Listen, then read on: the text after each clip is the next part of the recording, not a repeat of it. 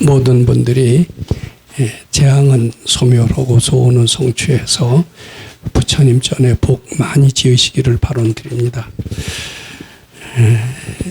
오늘 그 예고해 드린 것처럼 금강경 제3분, 세 번째 시간이 됩니다.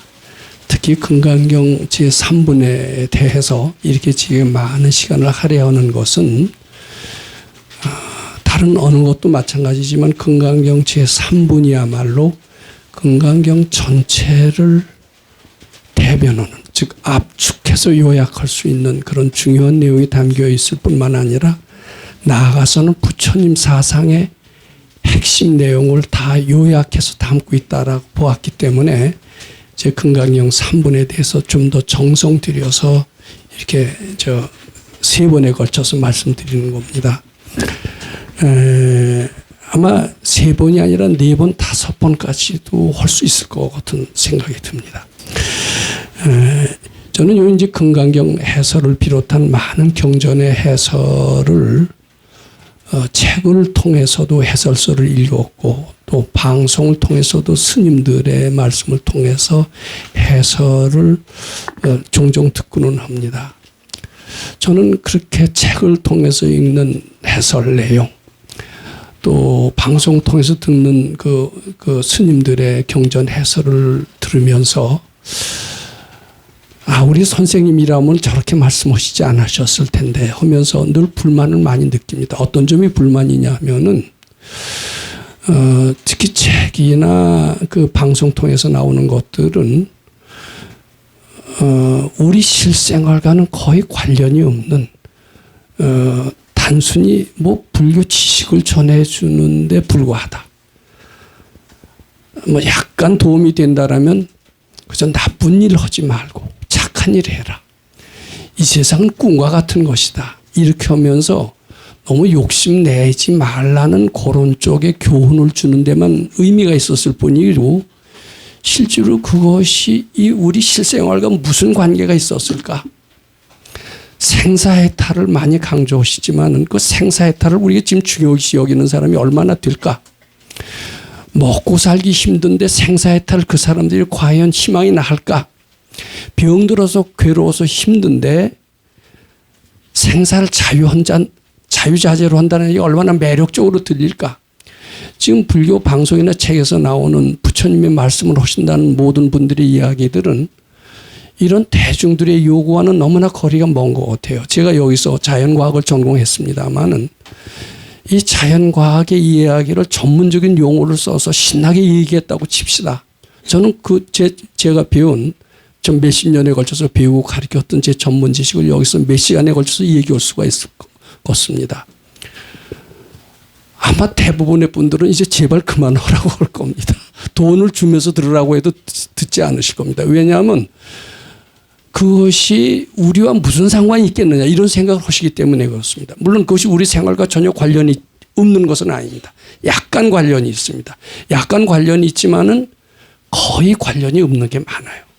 근데 지금 거의 불교 서적에 나오는 스님들의 말씀 또 방송에 나오는 스님들의 말씀도 부처님 말씀이라고는 하지만은 우리의 당면 어려운 문제, 실생활에 관한 문제, 지금 글로벌 시대, 4차 산업혁명 시대 국가가 나아갈 길에 있어서 어떤 비전을 제시하는 것도 아니고 도움을 줄 수 있는 것도 아니고 정말 이거는 우리 생활과 관련이 없는 이야기를 부처님께서는 왜 하셨을까? 지금 이 세상이 핑핑 돌아가는데도 가족을 버리고 출가를 해서 영혼의 길을 찾아라. 이런 얘기가 정말 부처님이 이 시대에 와서 하실 것 같아요? 안 하실 것 같아요? 저는 그런 소리를 들으면요. 상당히 답답합니다. 제가 특히 불교를 좀 했기 때문에 더 답답한 걸 많이 느낍니다. 선지식이라면 절대로 그런 얘기를 하시지 않았었을 것 같아요. 아무 도움이 안 된다라고 저는 그렇게 생각을 합니다. 실제로 아무 도움이 안 된다고 저는 거의 믿습니다. 그래서 오늘은 이제 금강경 3분의 그 참뜻, 이것을 좀 말씀을 드리고 그것이 우리 실생활에 매우 도움이 되는 그런 내용이라는 것도 말씀을 드리고 근데 그것은 단 선지식이 얘기하셔야만이 우리한테 도움이 되고 평화를 주고 행복을 주고 나아가선 깨달음을 주게 된다. 이런 얘기도 또 강조하고 싶습니다. 이 선지식이라는 게 굉장히 소중합니다. 자, 우선 이제 금강경 제3분의 원문의 내용, 그것을 뭐 다 거의 달달 외우다시피 하시니까 대충 제가 얘기 안 해도 기억을 하실 겁니다. 이렇게 시작이 되죠. 제보살 마살이 응여시 항복기시민이 소유 일체 중생지류의 양난생 약태생 이렇게 쭉 나갑니다. 이제 수벌이 존자가 어떻게 물었느냐. 수도를 하는 사람들이, 이제 수도를 하는 사람들은 금강경에서 보살이라고 보통 호칭을 합니다.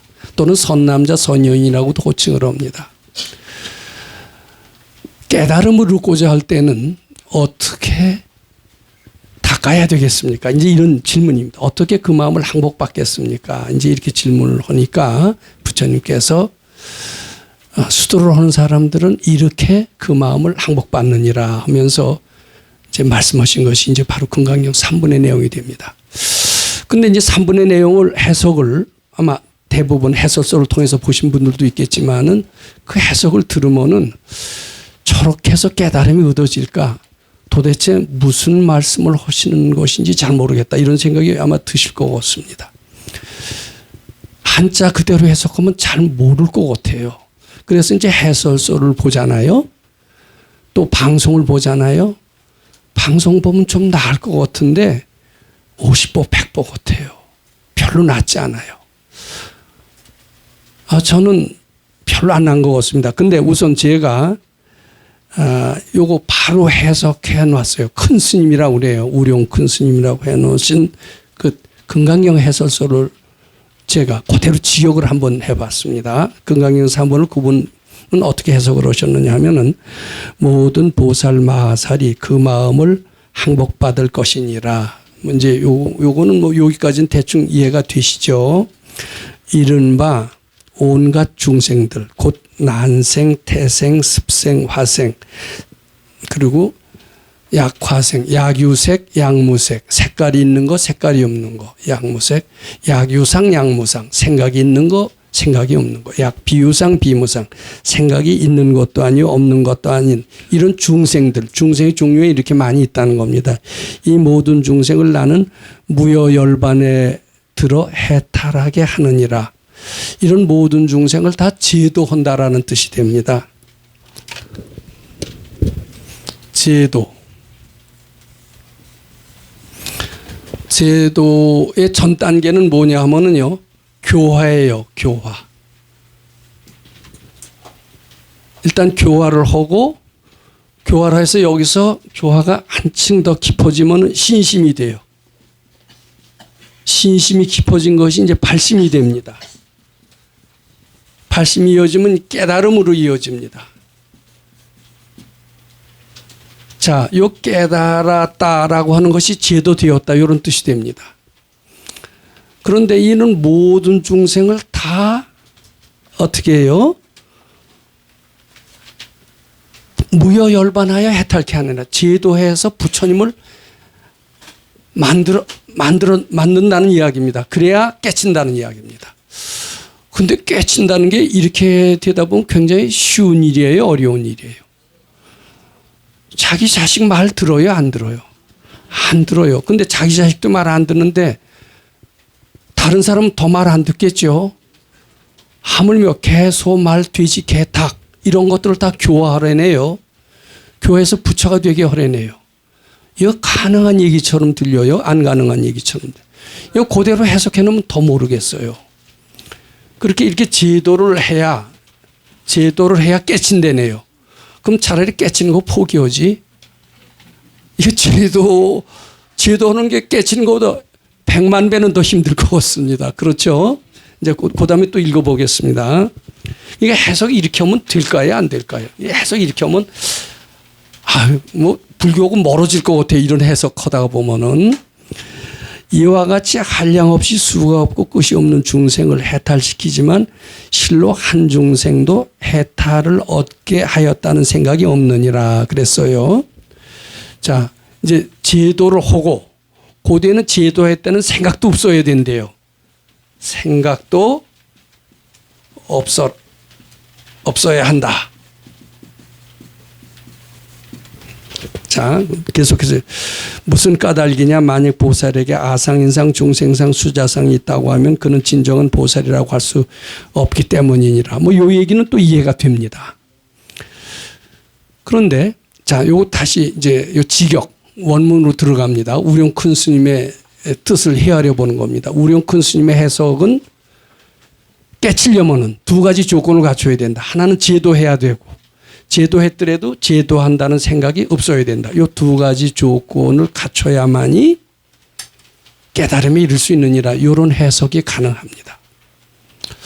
그런데 깨달은 생각이 없어야 된다라는 것은 공감할 수가 있어요. 그리고 잘하면 이건 실천 가능하죠. 왜냐하면 내 마음속에서 찾는 것이기 때문에. 그런데 제도라는 것은 실천 불가능해요. 내 마음속에서 찾을 수 있는 게 아닙니다. 자, 내 마음속에서 찾을 수 없는 것은 거의 실천 불가능하다 이렇게 봐야 됩니다. 근데 내 마음속에서 찾을 수 없는 게 너무나 많은 것 같아요. 우리는. 잘 보세요. 우리 병 들었습니다. 병 들어서 지금 병을 고치고 싶어요. 그럼 병을 고칠 때 내 마음만 바꾸면 병이 고쳐진다. 이렇게 믿어져요? 안 믿어져요? 안 믿어지죠. 즉 내 마음에서 찾을 수 없다라고 이렇게 믿게 되죠. 중병이 걸렸을 땐 의사를 만나거나 명의를 만나거나 명약을 얻기 전에는 내 병은 고칠 수 없다 이렇게 생각하게 됩니다. 명의나 명약은 내 마음속에서 구할 수 있는 겁니까? 마음 밖에서 구할 수 있는 겁니까? 마음 밖에서 구할 수밖에는 없습니다. 마음 밖에서 우리는 모든 것을 구할 수 있다라고 믿게끔 어느 정도 사고방식이 그렇게 돼버렸어요. 내가 지금 가난하다고 칩시다. 부자가 되고 싶어요. 부자가 되려면 돈이 많아야 되겠죠. 돈을 어떻게 하면 많이 벌까? 자, 그러면 우선 좋은 데 취직을 해야 된다라는 생각을 합니다. 또 좋은 데 취직을 하려면 어때요? 뭐 좋은 대학도 나오고 좋은 스펙도 쌓아야 되고 이렇게 됩니다. 근데 좋은 대학 나오고 좋은 스펙을 쌓아서 좋은 돈 많이 주는데 취직을 해서 돈 벌고 이게 이제 부자가 되는 길로 생각하는데 좋은 대학 들어가고 좋은 스펙을 쌓고 좋은 데 취직하고 이게 마음 속에서 구하는 거예요? 마음 밖에서 구하는 거예요? 마음 밖에서 구하는 건 되게 어려워요? 쉬워요? 어렵고 거의 불가능하다라고 봐야 됩니다. 병을 고치는 건강해지는 길, 부자가 되는 길, 이 모든 길들은 마음 밖에서 찾을 수 없다고 믿고 거의 실천 불가능하다라고 이렇게 생각할 수밖에 없습니다. 자, 도토는 길을 이제 물었어요. 물었더니 우령 큰 스님은 어떻게 해서 그러냐면 제도를 해야 되느니라. 또 제도하고 나서는 제도했다는 생각도 없느니라. 이게 두 가지 처방을 내리셨는데 요건 잘하면 내 마음속에서 찾을 수 있으니까 할만하지만 요 제도는 내 마음속에서 찾을 수 있는 게 아니죠. 그래서 이게 참 여기도 마음 밖에서 찾아야 되니 나는 할 수가 없겠구나 이렇게 포기할 수밖에 없습니다. 자, 근데 마음속에서 과연 다 찾을 수 있을까? 꼭 마음 밖에서만 찾아야 될 것일까? 이게 옛날 사람들부터 굉장히 궁금하게 생각되어 왔던 과제였던 것 같습니다. 이 공자님이라고 하는 분이 있는데 우리는 공자님 하면 우리 어렸을 때는 아주 부처님 이상으로 큰 성인으로 생각을 해왔었습니다. 우리 선생님께서도 꼭 불교를 믿고 깨달음 얻어야만이 지혜가 나는 게 아니라 불교라는 형식을 취하지 않아도 세상에는 지혜로운 이가 너무나 많다 이렇게 얘기를 하시고 공자님 같은 분은 대단히 지혜로우신 분이라고 하면서 공자님 얘기를 많이 하셨습니다. 공자님 말씀은 그대로 부처님 말씀과 똑같이 굉장히 존중하게 여기셨던 것 같습니다. 그 노노라는 책에 이런 구절이 나옵니다. 이 구절은 기억을 해 두시는 게 좋습니다.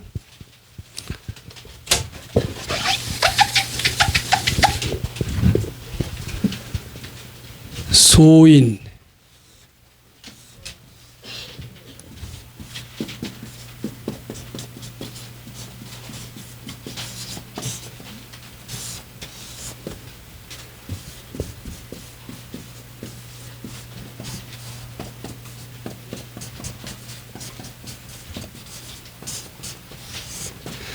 이런 표현은 어렵지 않고 쉬운 구절이지만 매우 인생의 교훈이 되는 좋은 말이다. 이렇게 말씀드리고자 합니다.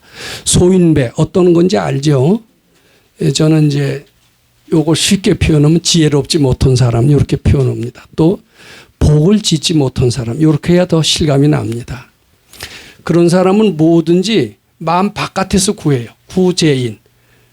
사람한테서 찾는 겁니다. 부자가 되는 길도 부모 잘 만나야 된다라고 하고 부모가 권력이 있어야 된다라고 생각을 합니다. 다 사람한테서 원인을 찾고 사람한테 의지해서 부귀영화를 누리려고 합니다. 자, 그런데 군자는 우리 지혜로운 사람이고 복진 사람을 의미합니다. 구제기 모든 것을 다 자기 속에서 찾아요. 재앙의 원인도 지 마음 속에 있고 성공의 요인도 부모나 다른 사람한테나 주위 환경에 있지 않고 지 마음 속에서 있고 병의 원인도 지 마음 속에 번뇌망상에서 있고 병을 고쳐서 건강해지는 길도 명의나 명약이 아니라 지 마음 속에 스트레스를 해소하는 데 있다라고 군자는 합니다. 군자는 모든 것을 지 속에 있다라는 것을 확실히 해야 합니다. 도통하는 길도 지 마음 닦아서 도통한다라고 하지 여기서처럼 제도를 하고 할 수 없는 걸 해서 도통을 한다 이런 생각은 아마 안 하는 것 같아요. 지 마음 속의 모든 것을 다 구할 수 있다 이렇게 보는 것 같습니다.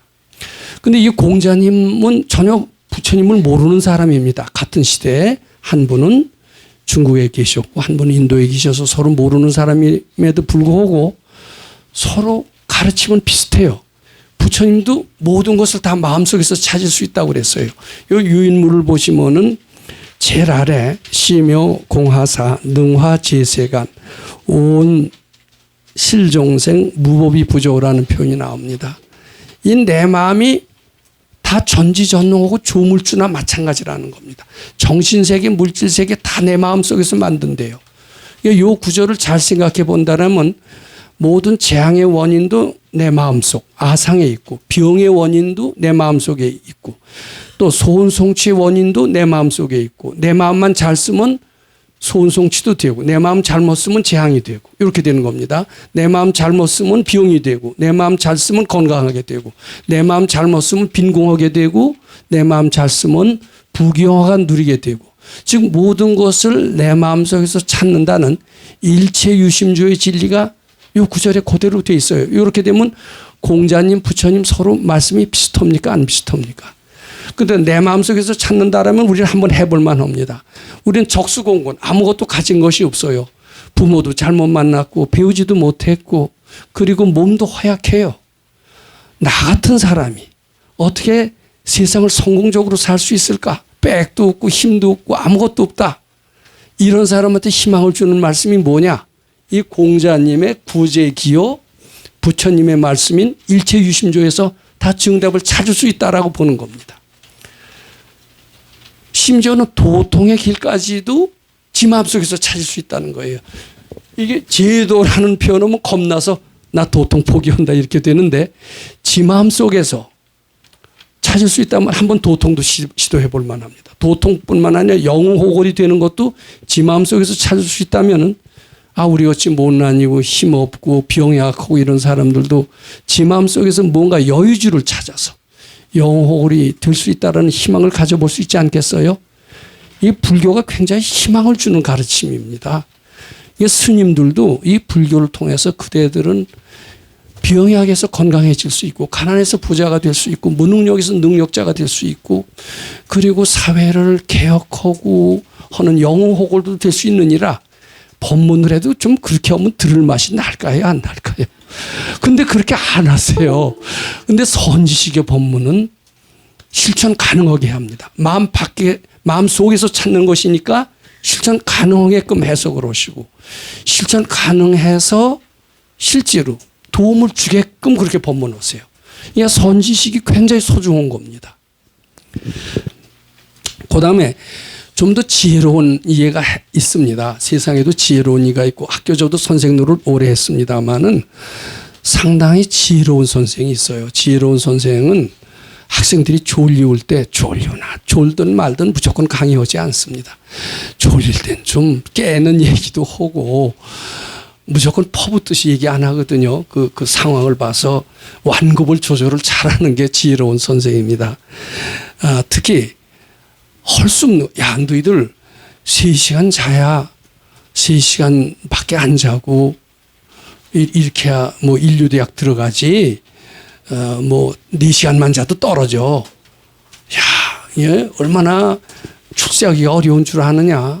아주 그래가면서 겁주는 선생님이 많습니다. 우리 고등학교 때도 맨 그렇게 겁만 주는 선생이었어요. 근데 이제 어떤 선생이 인류대학 가는 거 그렇게 어렵지 않아. 자신감 가지고 그리고 바치기만 하면 돼. 만약 이렇게 뭐 누가 얘기해 줬다 그러면 한번 해볼 만한 마음이 날까요? 안 날까요? 나요. 근데 그게 지혜로운 선생입니다. 또 그게 수기설법이 되고요. 근데 대개 그걸 모르니까 그저 자기 아는, 자기 경험해본 그 얘기밖에 할 줄 몰라요. 인생은 어려운 것이다. 고달픈 것이다. 성공을 위해서는 이전 투구를 해야 된다. 난행고행을 해야 된다. 이런 소리밖에 할 줄 모르는 겁니다. 자, 근데 지혜로운 이는 안 그렇게 얘기합니다. 우리 해석을 들어보세요. 지혜로운 이의 해석. 이는 쉽게 성공할 수 있는 길을 일러주시는 분입니다. 또 지 마음속에서 찾을 수 있는 것은 다 할 수 있는 겁니다. 할 수 있는 것을 일러주시는 분입니다. 자, 이분은 이렇게 해석을 합니다. 모든 보살 마살들은 그 마음을 양복받을 것이니라. 이건 똑같은 얘기고요. 그대들 마음속에 양난생 약태생을 어떻게 해석하느냐 하면 배은망덕하는 마음, 남을 의지하는 마음, 숨는 마음, 잘난 척하는 마음 등 올라오는 가지가지의 생각을 모두 부처님께 바쳐라. 바쳐라는 것은 나의 탐진치, 어둠컴컴한 생각을 부처님 하는 마음으로 바꾼다는 뜻입니다. 내가 어둠컴컴한 생각을 가지고 있는 한 그것은 재앙으로 연결됩니다. 나는 고달프게 살 수밖에 없습니다. 근데 그것을 부처님께 바쳐서 부처님 하는 마음으로 바꾸면은 나는 그 순간 부처님이 되는 거예요. 부처님이 그 순간 되는 겁니다. 순간적으로. 근데 그거 오래 유지하고 있으면 오랫동안 부처님이 되는 겁니다. 오랫동안 유지를 못해요. 우리는 부처님 했다가 왜 그러냐면 이만하면 됐다 하면서 잊어버리게 됩니다.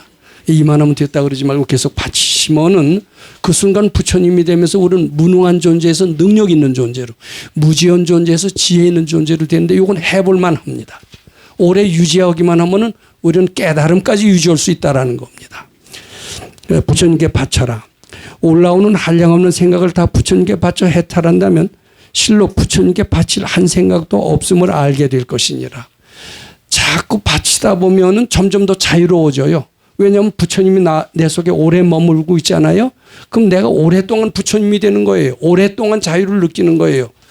근데 조금 자유를 느끼게 되면 뭐 전모를 파악할 수 없을 정도로 아직은 지혜가 덜 나는데 오랫동안 부처님 경지에 머무르게 되면 이제 확실히 알겠구나. 이제 더 이상 나한테는 장애라는 것이 본래 없는 것을 알겠구나. 이렇게 된다는 겁니다. 그렇게 하면 특히 이만하면 되었다라고 하지만 않는다면 그리고 자꾸 바치기만 한다라면 결국은 깨달음에 이르게 되느니라. 이제 이런 얘기가 됩니다. 이제 이것이 실천 가능하고 잘하면은 병든 사람을 건강하게, 무능한 사람을 능력자로, 무지한 사람을 지혜로 분명히 전 만들 수 있다라고 봅니다. 근데 이렇게 해석만 해갖고서는 금강경에서 부처님이 우리를 밝게 해주시는 그 원리가 무엇인가 요까지는 알기가 어렵습니다. 근데 밝은 이들은 실천 가능하게만 해석만 해주시는 게 아니라 왜 바쳐야 되느냐, 바쳐야 될 필요성, 당위성 이런 것까지 상세하게 설명을 해 주시면서 더욱더 신심발심하도록 우리들한테 유도해 주십니다.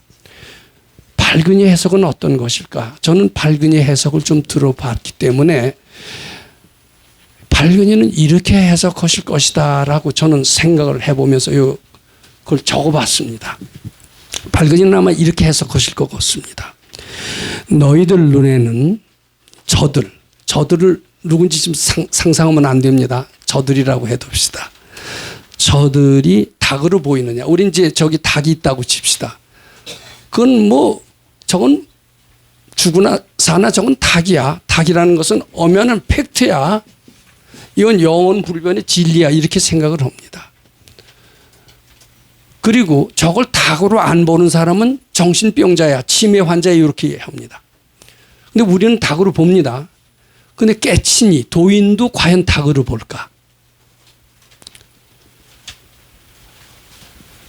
도인도 닭으로 볼 겁니다. 우리는 이렇게 대답을 합니다. 근데 그러다가 우리 무학대세의 말을 한번 좀 생각해 보세요. 지속의 부처의 눈에는 부처만 보이고 돼지의 눈에는 돼지만 보인다. 이런 무학대세의 말을 한번 싹 떠올려 보세요. 도인도 저걸 닭으로 볼까? 나는 분명히 닭으로 보는데 무학대세의 말을 싹 떠올려 봐요. 떠올려 보면 아, 도인은 저걸 닭으로 보지 않을 것이다. 이런 생각이 들어요, 안 들어요? 분명히 도인은 저걸 닭으로 보지 않습니다. 우리 선생님께서는 저희 목장에서 소들을 많이 키웠습니다. 우리는 그 호칭을 소라고 불러요. 소 1호, 소 2호, 소 3호. 나는 소 3호가 어쩐지 마음에 들어. 이렇게까지 또 형용사를 더 붙입니다. 근데 백 선생님이 뭐라고 그러신 줄 아세요? 그분들 그래요. 아니, 왜 소를 그분들이라고 그러시나? 근데 백 선생님 보기에는 소로 보이지 않는 겁니다. 소로 보이지 않고 금생은 소지만 도인은 금생만 보지 않아요. 금생 전에 전생도 보고 전생만 있어요? 전전생도 있어요. 전전생도 있죠? 전전생만 있어요? 전생도 있어요.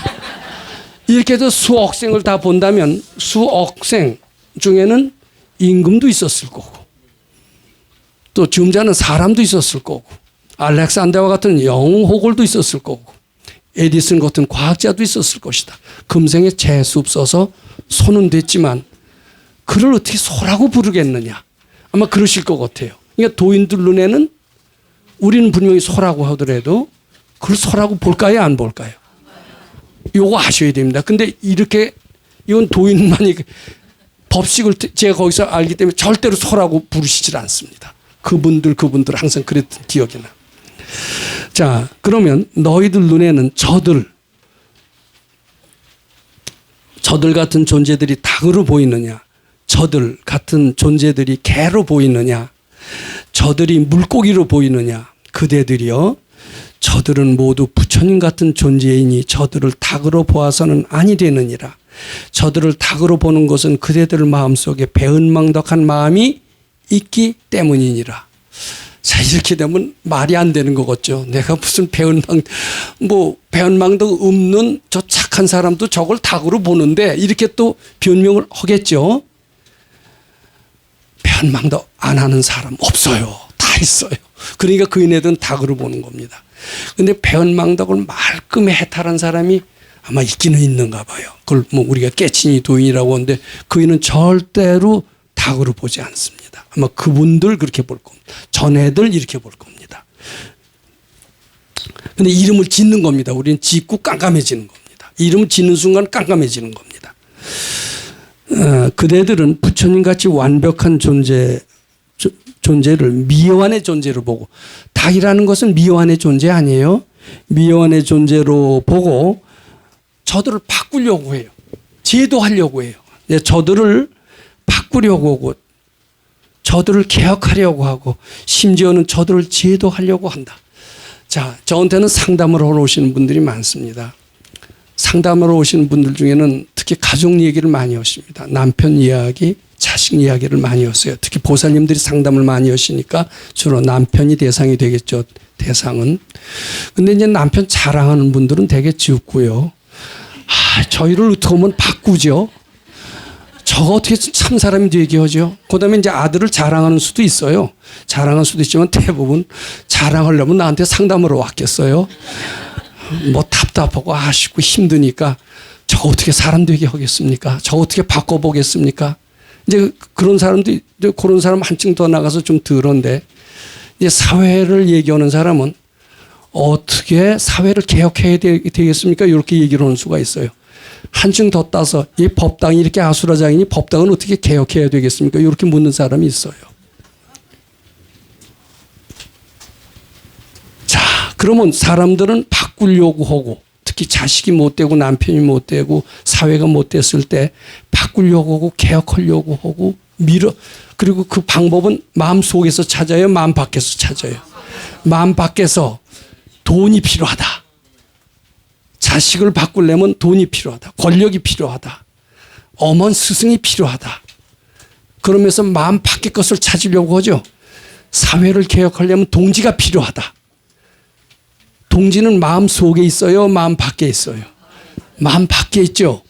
그러면서 사람을 바꾸려고 하고 심지어 법당까지 바꾸려고 합니다. 법당이 이래서 되겠어 안 되겠어? 법당이 쓰레기야 뭐야? 법당이 쓰레기 눈에만 쓰레기로 보이죠?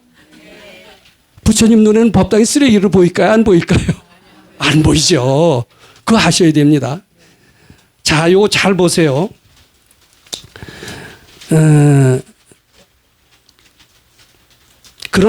그러나 고디부터 바꾸거나 개혁하거나 제도해야 될 대상은 저들이 아닌 바로 너희들이다. 이렇게 얘기를 합니다. 나는 자식을 바꿔야 되겠습니다. 남편을 바꿔야 되겠습니다. 사회를 바꿔야 되겠습니다. 법당을 개혁해야 되겠습니다. 그들이 바꿀 자격이 있을까요? 없을까요? 제도할 자격이 있을까요? 없을까요? 그럼 밝은 연태 가면 네 마음부터 바칠지어다. 이렇게 얘기를 합니다. 네 마음속에서 모든 정답을 구할지어다. 이렇게 얘기를 합니다. 쭉 구하기 싫습니다. 거기 정답도 없을 것입니다. 그럼 넌 나한테서 떠나라. 이렇게 얘기할 수밖에 없습니다. 그럴까요? 안 그럴까요? 다른 데 가서 마음 밖에서 찾는 그 사람을 찾아가서 밀어붙이고 바꾸고 개혁하고 이 방법을 거기 가서 배워라. 나는 그런 걸 가르쳐 줄 수가 없노라. 이렇게 얘기할 수밖에 없습니다. 이거 굉장히 중요한 겁니다.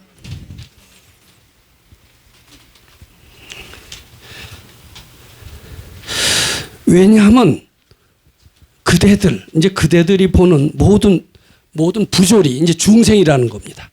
중생이라고 하는 것은 중생들은 스스로 만들어낸 착각적인 현상이기 때문이다. 지금 내가 착각에 쌓여 있다. 뭘 모르고 살고 있다. 빙의돼서 살고 있다. 이렇게 한다라면은 자기 자신이 참 못난 존재로 알고 있다라면은 남을 바꾸려고 할까요? 자기 마음부터 바치려고 할까요? 근데 이게 남의 얘기가 아니라 당장 우리 법당의 문제라는 겁니다. 내 마음부터 바치세요. 알아들으세요?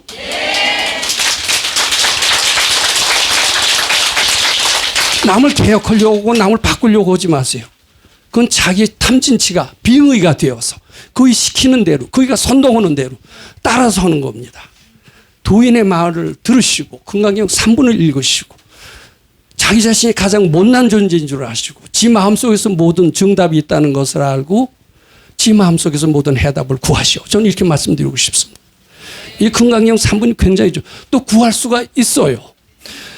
자, 그래서 여기 뭐라고 그랬냐면 악의 영인 무여열반 이멸도지라는 구절은 바로 마음 밖에서 찾고 권력이나 금력이나 세력이나 동지를 규합해서 밀어붙이려고 하지 말고 내 마음 속에서 모든 해답이 있다는 것을 알고 내 마음을 잘 받쳐서 부처님을 내 마음에 임하게 하셔서 부처님의 힘을 얻어서 이 일을 추진하여라. 이렇게 얘기를 합니다.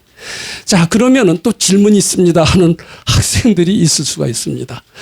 이게 불교는 너무 소극적입니다. 지 마음속에서 정답이 있다고 그래서 지 마음만 닦으려고 하면서 사회개혁에 상당히 소극적입니다. 그런데 거기에 비해서 기독교는 상당히 진취적입니다. 모든 기도의 힘을 통해서 사람을 동원해서 이렇게 하면서 사회를 바꾸고 인류의 문화를 발전시키고 국가를 번영시켜 왔습니다. 불교는 소극적으로 해서 된 게 뭐가 있습니까? 불교 믿는 나라는 다 가난하고 빈곤하고 미얀마, 스리랑카, 캄보디아 다 그렇습니다. 또 이런 질문한 사람 있을 수 있어요, 없어요? 근데 우리 부처님께서는 뭐라고 그랬죠? 바치고만 있어라. 바치고만 있으면 되느냐? 이런 생각 하죠, 안 하죠? 자, 여기에 제가 제 소견을 좀 말씀드리고자 합니다. 근데 이게 불교 믿어서 잘 살 수 있어요. 그래서 지금 태국, 미얀마, 스리랑카 같은 데서는 불교를 부처님을 너무 소극적으로 믿는 데서 가난을 탈출하지 못하는 겁니다. 열심히 적극적으로 믿으면은 분명히 가난이 부자가 되고 사회를 개혁할 수가 있고 거기에 영호골이 탄생할 수가 있습니다. 근데 왜 안 될까? 자, 한번 우리 생각해 봅니다.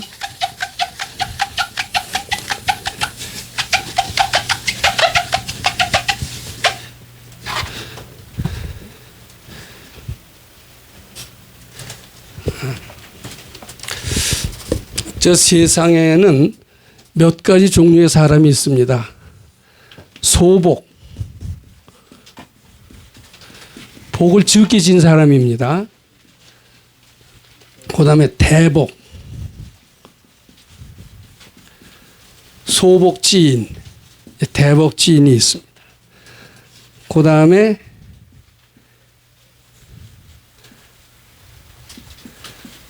복해,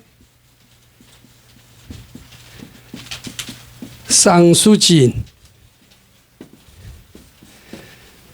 자, 이렇게 세 가지 종류의 사람이 있습니다. 이 복을 적게 진 사람이 있어요. 복진 사람은 노력은 많이 해요. 노력은 많이 하고, 노력을 많이 하는데 성과는 지극히 작아요. 뒤로 자빠져도 코가 깨지고 이런 사람들입니다. 자, 그 다음에 이 대복지인은 노력을 적게 해요. 그래서 성과는 큰 사람입니다. 저는 아주 박복해서 복 많이 지은 사람은 어떤 사람일까 하고 이병철 씨 한때 큰 부자로 이름났지 않습니까? 이병철 씨가 자서전을 지었다고 그래서 얼른 사서 봤어요. 호암자전이라고 나왔습니다. 근데 그는 어렸을 때부터 보면 하는 것마다 척척척척 일이 되더라고요. 근데 그 자서전 볼 때만 하더라도 전 하는 것마다 거의 다 안 되는 게 많았던 거예요. 저희는 어떻게 하는 것마다 저렇게 잘 될까 이해가 안 갔었어요. 근데 나중에 지금 와서 보니까 그런 사람이 있더라고요.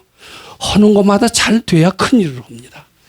하는 것마다 힘들게 하면은 절대로 큰 일을 할 수가 없어요.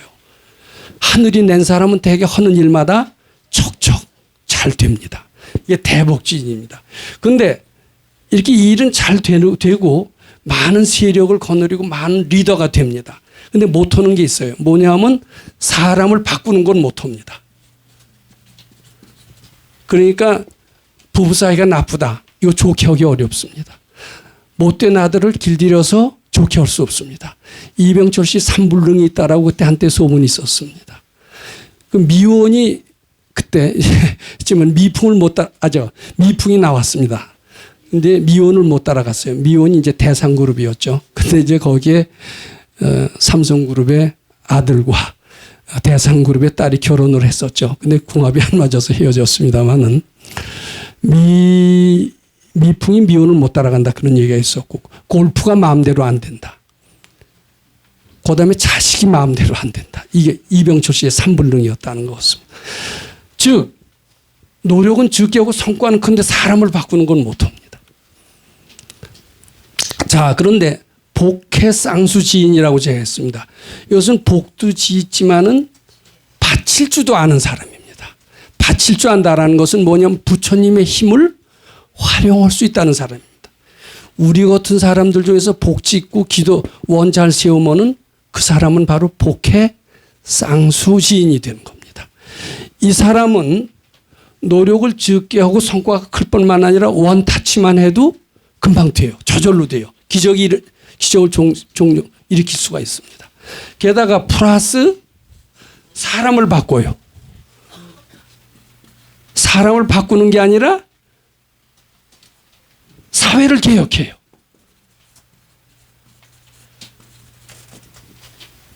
이제 정광훈 목사 얘기했습니다만 정광훈 목사가 아마 이런 수준은 아닐 것 같아요. 이런 수준이 될 것 같은데 요거 사람 바꾸는 건 못합니다. 아무리 대복지인이라 하더라도. 근데 정광훈 목사는 기도를 새벽 3시까지 하는 그런 아주 뛰어난 종교인이기 때문에 그이는 잘하면 사람도 바꾸고 또 사회를 개혁할 수 있다. 왜냐하면 하나님의 힘을 동원하는 겁니다. 근데 우리가 원 세우는 거는 제가 좀 여기서 외람된 얘기고 기독교보다 낫다고 평가해서 죄송합니다만은 더 큰 위력을 발휘할 수 있다라고 봅니다. 능히 사회를 개혁할 수 있을 뿐만 아니라 심지어는 남북 통일도 이런 사람이 가능하다라는 겁니다. 그러니까 전광훈 목사가 그 일이 성공을 하려면 그 일을 성공한다는 것은 정부에서는 되게 싫어하겠죠. 근데 싫어하려면은 복 짓는 것 갖고는 조금 부족합니다. 어떻게 보면 제일 좋은 방법은 금강경이 있고 정말이에요. 여기 백만부 천만부 얘기 나왔는데 우리 복진 것 같고요. 이런 소복진 갖고는 어림도 없어요. 복을 자꾸 지어야 돼요. 짓는 것 갖고도 부족하니까 자꾸 바친 것을 병행해야 됩니다. 그럼 백만부 천만부 되는데 백만부 천만부만 되는 게 아니라 사회개혁이 동시에 일어납니다. 경우에 따라서는 남북통일까지 이루어질 수 있다고 저는 믿게 되는 겁니다. 이게 금강경의 위력이다 이렇게 봐야 됩니다. 그런데 지금 미얀마, 스리랑카, 캄보디아 등등 불교 믿는 나라 최 가난한 것은 왜 그러냐. 거기서는 소승불교입니다. 거기서는 뭘 하느냐 하면은 지켜본다. 또 알아차린다.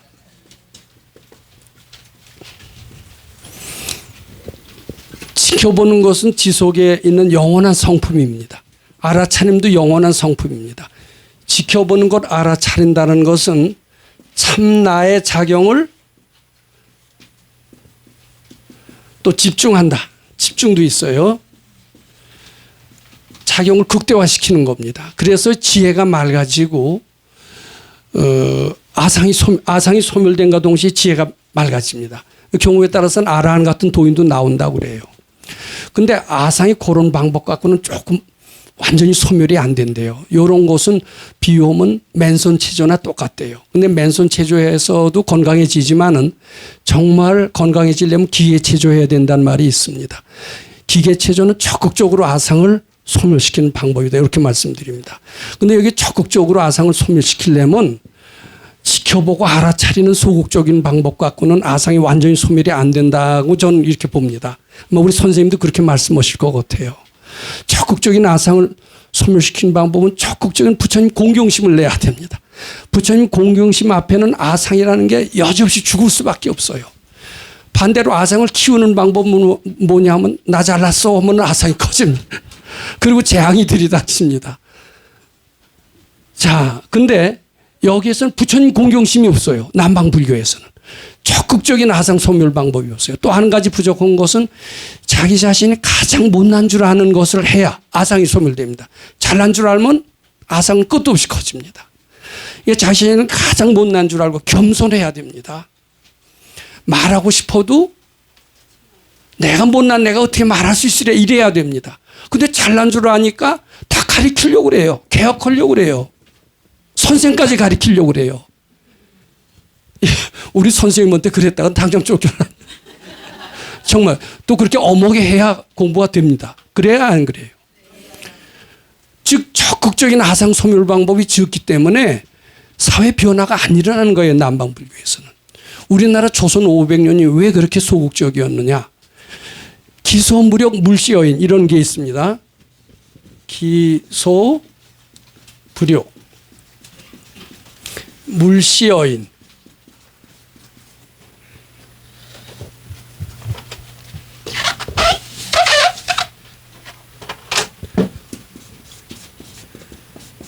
자기가 바라지 않는 것을 다른 사람한테는 하지 마라 뜻입니다.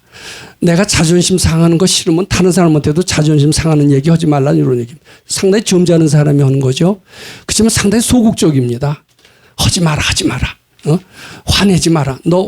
다른 사람이 화내면 너 싫지? 너도 화내지 마. 요런 겁니다.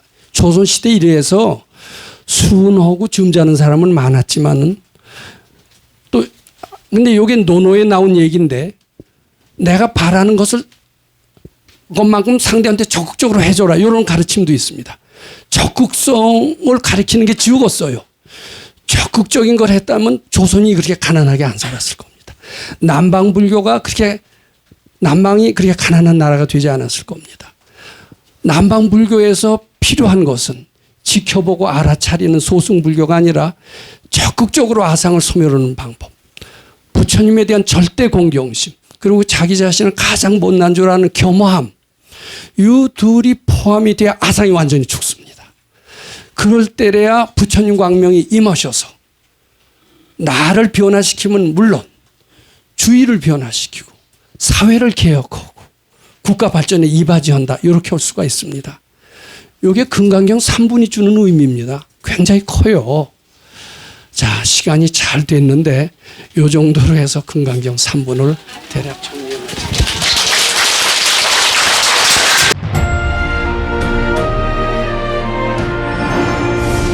금강경 가르침을 통해 올바른 인재양성 교육과 각종 사회 문제에 대한 해법을 현대인들에게 제시하고 있는 바른법연구원 김원수 법사가 금강경 독송 및 수행을 통해 얻은 일체유심조, 공불이, 구족의 진리로 역경과 난제를 실제 해결하는 체험을 통한 설법집 우리는 늘 바라는 대로 이루고 있다를 출간했습니다. 구입은 전국 서점에서 가능하며 문의는 청우당 02-337-1636번입니다.